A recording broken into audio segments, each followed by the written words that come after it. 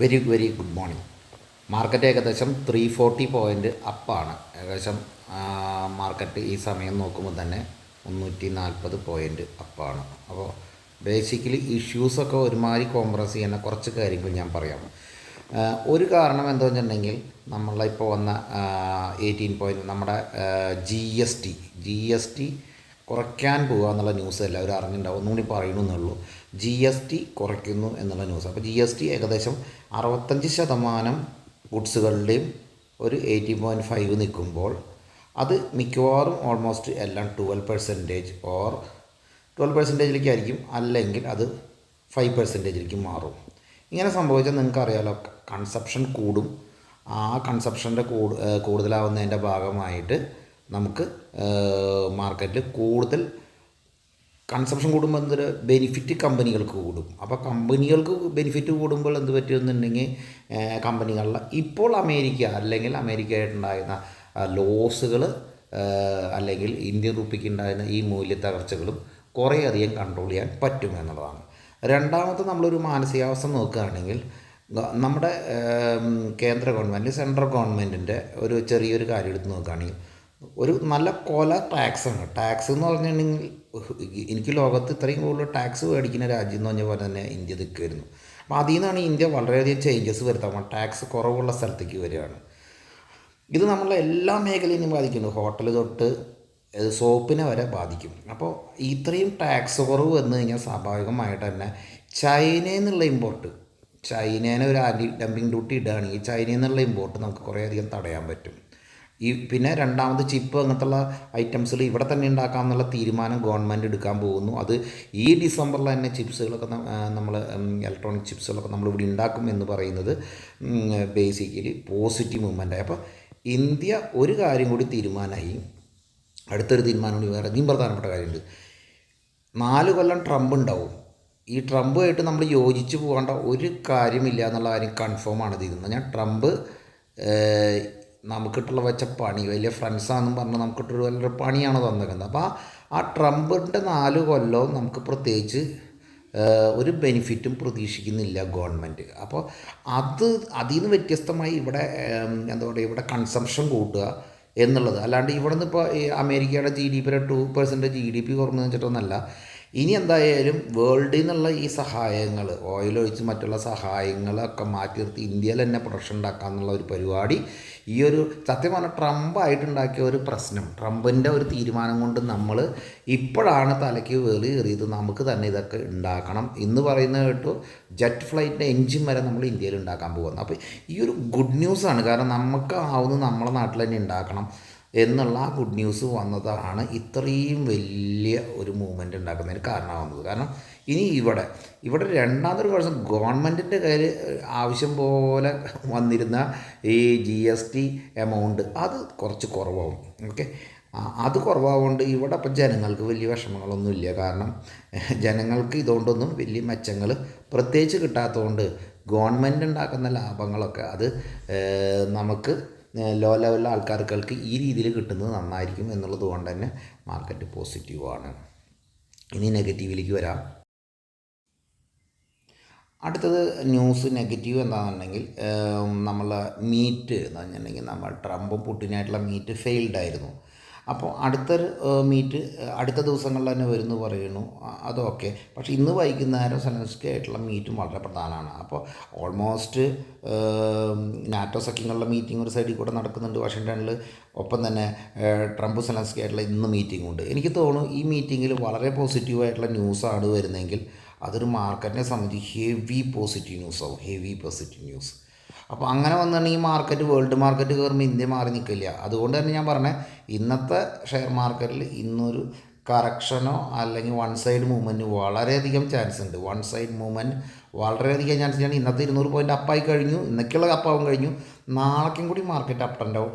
അതുകൊണ്ട് നമുക്ക് എന്താ പറയുക, നെഗറ്റീവ് ട്രേഡ് ചെയ്തവരെ സംബന്ധിച്ച് ഭയങ്കര മോശമാവും. ഒന്ന്, ക്രൂഡ് ഓയിലിൻ്റെ വിലയും താഴ്ത്തിക്ക് ഇറങ്ങിയിട്ടുണ്ട്. ഗോൾഡ് മാത്രമാണ് സ്റ്റഡി ആയിട്ട് നിൽക്കുള്ളൂ. അതിൽ പോലും അപകടം നിൽക്കുന്നുണ്ട് ഗോൾഡ് മുകളിൽ ബൈ ചെയ്തവരെ സംബന്ധിച്ച്. അപ്പോൾ ശ്രദ്ധിക്കേണ്ട ഈ കേസ് കോംപ്രമൈസ് ചെയ്യുകയാണെങ്കിൽ മാർക്കറ്റിൽ ഗുഡ് ന്യൂസ് വരാൻ സാധ്യത ഉണ്ട് എന്നുള്ളതാണ്.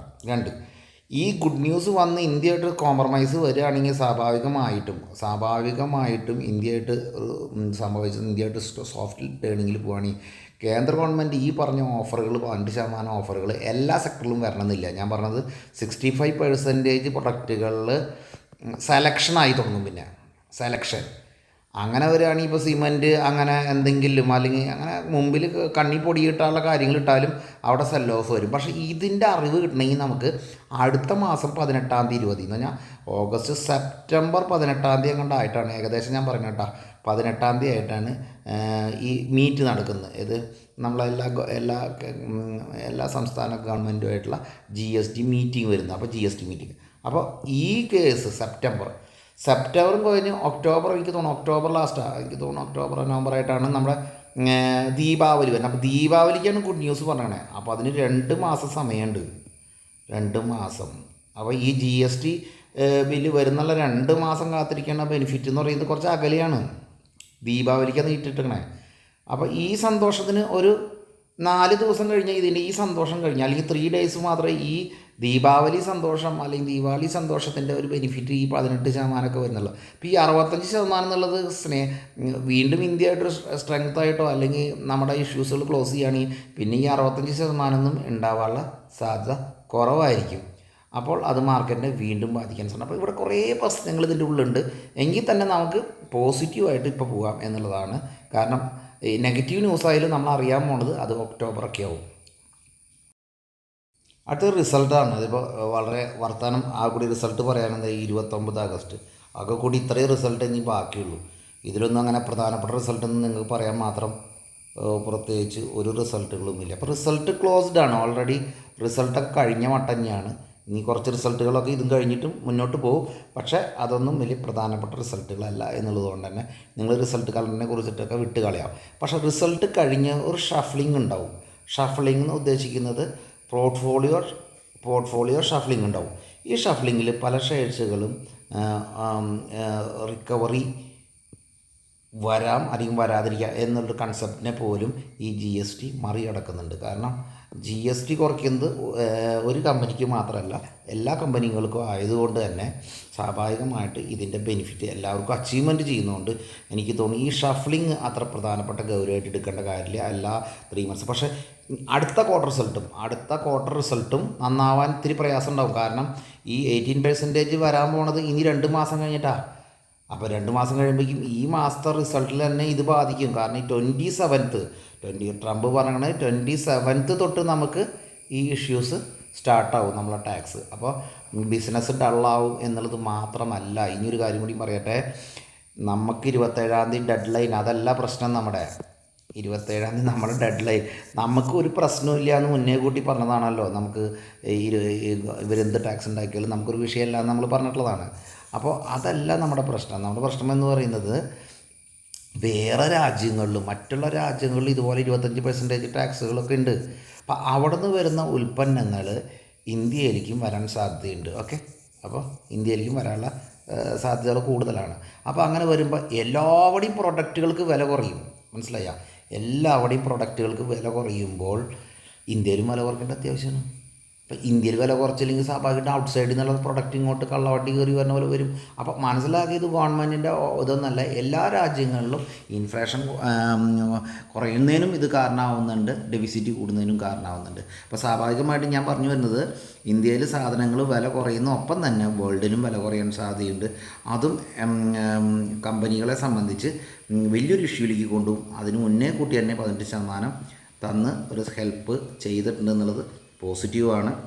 ഇത് കുറച്ചും കൂടി ലേറ്റായ കൂടുതൽ മാർക്കറ്റ് ക്രാഷ് വരുമായിരുന്നു. ഇത് ഇത്തിരി നേരത്തെ ചെയ്തുകൊണ്ട് ക്രാഷ് കുറച്ച് കുറയും എന്ന് പറയാം. അപ്പോൾ പോസിറ്റീവ് ആണ്ട് കീപ്പ് ചെയ്യാവുന്നതാണ്. എങ്കിൽ തന്നെ ഇതിന് 3 days മൂവ്മെൻറ്റ് കഴിഞ്ഞാൽ വീണ്ടും ഒന്ന് വർക്കൗട്ട് ചെയ്യേണ്ടതാണ് ഒരു കാര്യം. 2 സെലക്ട് മീറ്റിങ്ങും അതിലുള്ള പോസിറ്റീവ് മൂവ്മെൻറ്റ്സും മാർക്കറ്റിനെ വീണ്ടും നാളെ പോസിറ്റീവ് ആക്കാൻ കാരണമുണ്ടാകും. Okay, thank you.